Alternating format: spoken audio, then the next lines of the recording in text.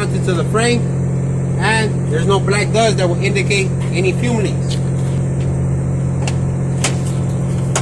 I have my windshield washer reservoir. I make sure it's not cracked or broken, it is properly mounted, and the hoses are not ripped or torn, and no leaks. I'm checking that it's filled to capacity and the cap is well secured.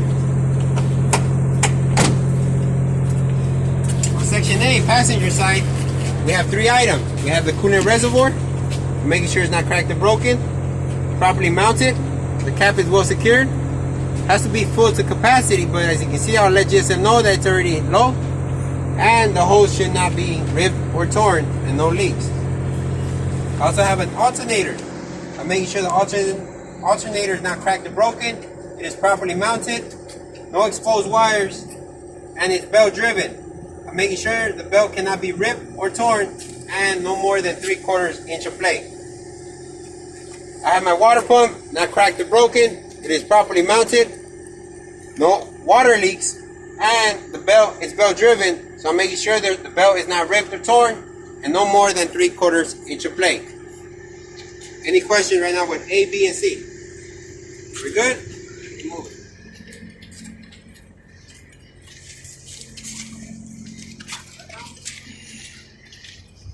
Alright, so that's how you separate it, A, B, and C. Now you separate the coupling system. And the coupling, you will start with the emergency line.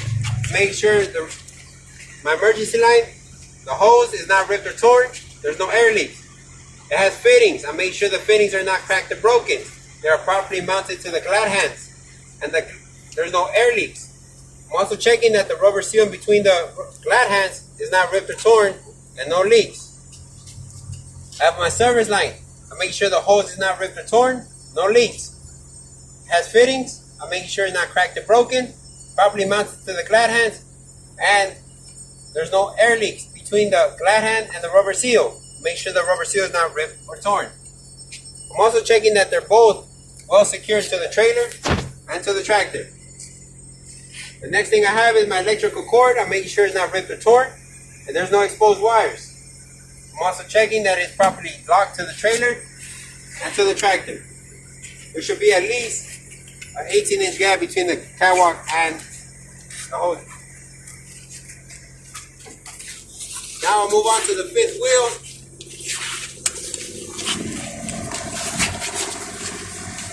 On the 5th wheel, I have my apron.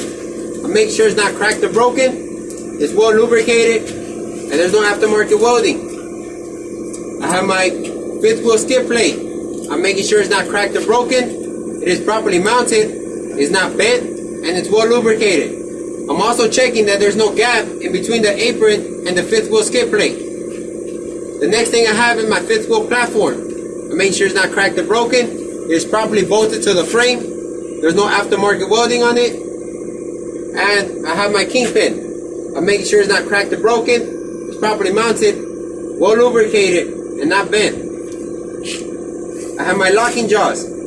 I'm making sure it's not cracked or broken, it is properly mounted, and it's properly securing the kingpin. I'm making sure it unlocks and locks properly. I have my release arm. I'm making sure it's not cracked or broken, it is properly mounted, and it unlocks and locks properly the locking jaws. It has a locking pin. I'm making sure it's not cracked or broken.